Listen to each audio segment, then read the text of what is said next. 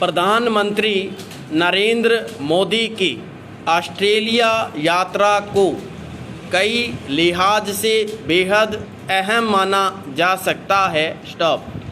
दुनिया भर में भारत की अहमियत को जिस रूप में दर्ज किया जा रहा है, उसमें स्वाभाविक ही ऑस्ट्रेलिया के साथ कारोबार से लेकर कूटनीति तक कई स्तरों पर परस्पर संबंधों के मजबूत होने की ज़मीन और पुख्ता हुई है।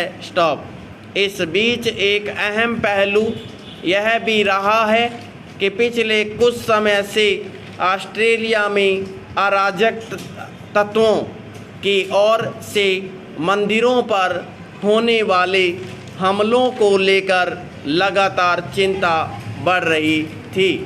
उस पर भारत ने सख्त आपत्ति दर्ज की। हालांकि ऑस्ट्रेलिया का स्थानीय प्रशासन इस मसले पर कानूनी कार्रवाई करता दिखा, लेकिन ऐसी कई घटनाओं से यही लग रहा था कि संभवतः किसी संगठन या समूह की ओर से मंदिरों पर हमलों को सुनियोजित तरीके से अंजाम दिया जा रहा है। इसी के मद्देनज़र प्रधानमंत्री ने ऑस्ट्रेलिया के प्रधानमंत्री के सामने यहाँ तक कहा कि ऐसी हरकतें बर्दाश्त नहीं की जाएगी जिससे आपसी रिश्तों को नुकसान हो। यानी एक तरह से भारत ने इस मसले पर स्पष्ट रुख अख्तियार किया है। शायद यही वजह है कि ऑस्ट्रेलिया के प्रधानमंत्री को इस बात का भरोसा देना पड़ा कि वहां मंदिरों पर हमला करने वालों के खिलाफ सख्त कार्रवाई की जाएगी। पैरा गौरतलब है कि ऑस्ट्रेलिया में पिछले कुछ महीनों के दौरान मंदिरों पर हमले की घटनाओं में तेजी देखी गई। इस क्रम में कई अलग अलग मंदिरों पर हमले किए गए, तोड़फोड़ की गई, भारत को लक्षित करके आपत्तिजनक नारे लिखे गए।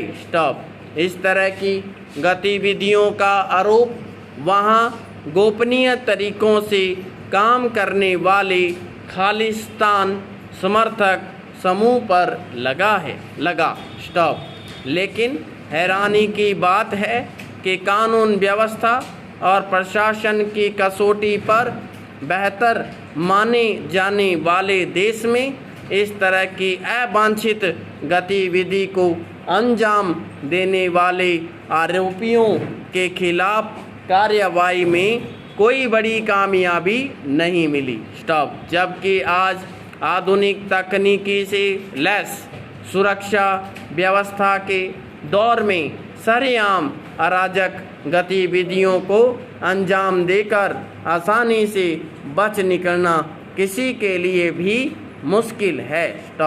हालांकि ऐसे हमलों के बाद ऑस्ट्रेलिया की ओर से खालिस्तान समर्थकों की आलोचना की गई थी, लेकिन अगर किन्हीं हालत में ऐसी हरकतें करने वाले बचे रहते हैं तो इसमें शासन की उदासीनता या लापरवाही मुख्य कारण होती है। पैरा इस लिहाज से देखें तो मंदिरों पर हमले के संदर्भ में भारत की ओर से प्रधानमंत्री ने जिस तरह स्पष्ट भाषा में आपत्ति दर्ज की, वह वक्त की ज़रूरत है।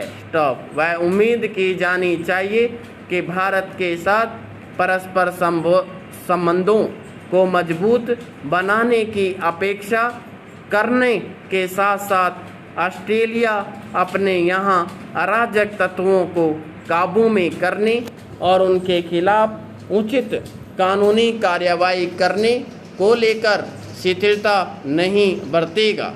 अगर ऑस्ट्रेलिया इस मसले पर सकारात्मक रुख दिखाता है तो यह वैसे अन्य मामलों में भी द्विपक्षीय संबंधों को विस्तार देने में मददगार साबित होगा, जिसके तहत दोनों देशों के प्रधानमंत्रियों ने एक व्यापक आर्थिक सहयोग समझौते को मजबूत करने और हरित हाइड्रोजन के क्षेत्रों में सहयोग पर ध्यान केंद्रित करने का फैसला किया है। स्टॉप। इस संदर्भ में यह भी अहम है कि ऑस्ट्रेलिया बंगलुरु में नया महावाणिज्य दूतावास खोलेगा, जिससे दोनों देशों को कारोबार और आधुनिक तकनीकी साझा करने के मामले में मदद मिले। स्टॉप। इसके अलावा G20 व्यापार